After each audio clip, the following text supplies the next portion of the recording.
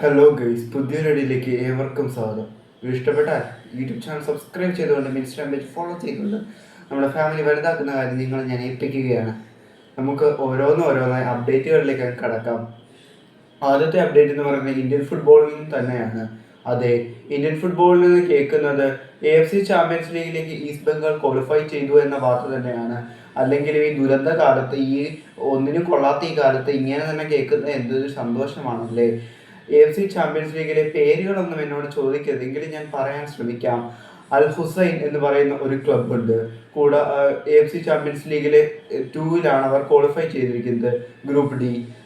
അൽ ഹുസൈൻ എന്ന് പറയുന്ന ഒരു ക്ലബ്ബ്, ഏത് ഹുസൈൻ ആണോ എന്തോ, അൽ ഷൊട്ട എന്ന് പറയുന്ന ഒരു ക്ലബ്ബ്, ഷൊട്ടയാണോ എന്ന് കുറച്ചും കൂടെ സ്പെല്ലിംഗ് മാറ്റിയിരുന്നെങ്കിൽ ഷൊട്ട എന്ന് വിളിക്കാമായിരുന്നു, അൽ ഷൊട്ട. തുടർന്ന് അടുത്തതായി വരുന്നു അൽ സഈഫ് എന്ന് പറയുന്ന ഒരു ക്ലബ്ബ്.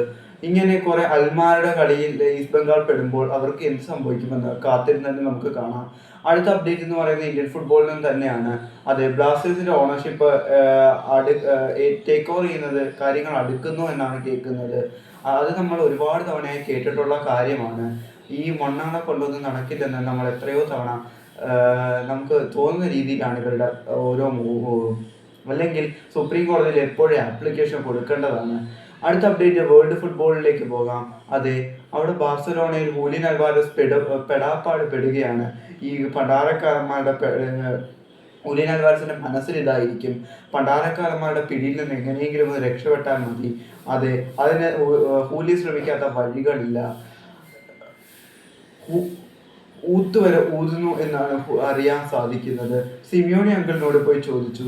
അപ്പൊ സിമിയോണി അങ്കിൾ പറഞ്ഞു, മോനെ, എന്നെക്കൊണ്ടൊന്നും അത് നടക്കുന്ന കാര്യമല്ല. നിനക്ക് എന്തെങ്കിലും പുറത്ത്, അതായത് കളിക്കളത്തിനകത്ത് എന്തെങ്കിലും സപ്പോർട്ട് വേണമെങ്കിൽ ഞാൻ ചോദിക്കും. അതിനെന്തിനാ സാറേ താങ്കളുടെ സപ്പോർട്ട് എന്ന് പറഞ്ഞു ഹൂലിയൻ റബ്ബർ ബാൻഡ് എടുത്ത് ഇങ്ങനെ ചെയ്തുകൊണ്ടിരിക്കാൻ പറഞ്ഞിട്ട് ഹൂലിന്റെ പണിക്ക് പോയി. തുടർന്ന് കേൾക്കുന്നത് സിമിയോണികൾ വേറൊരു കാര്യം കൂടെ മീഡിയാസിന് മുന്നിൽ പറഞ്ഞു. ഈ ക്ലബിന്റെ ഓണർ ഒന്ന് പറഞ്ഞാൽ അതേ അങ്ങനെ നടക്കൂ, അല്ലാതെ വേറൊന്നും ഇവിടെ നടക്കാൻ പോകുന്നില്ല. അല്ല അങ്കിളെ, ഒരു കാര്യം ചോദിച്ചോട്ടെ, താങ്കളുടെ ഓണർ ആരാ? രാജാവോ, യായാവാണോ?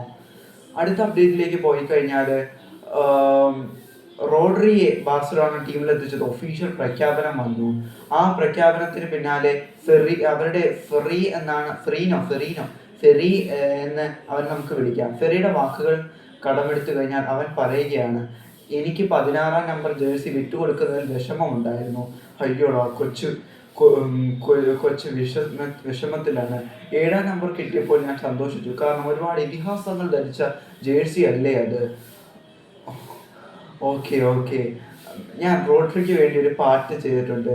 ആ ഒരു പാട്ടും കൂടെ കേട്ടിട്ട് നമുക്ക് ഈ തള്ളലങ്ങ് അവസാനിപ്പിക്കാം. ആ പാട്ടിലേക്ക് ഞാൻ പോവാം. Ready, 1 2 3 start.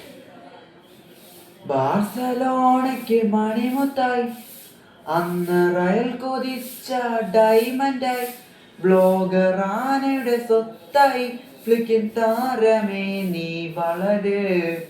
ഓഹോ, ഒരേയൊരു താരം, ഓഹോ, പെപ്പിൻ ബ്ലസ്സിംഗ് കിട്ടിയവനിവൻ, ഓഹോ, അവനോ റോട്രി, അവനോ റോട്രി, അവനോ റോട്രി, അവനോ റോട്രി.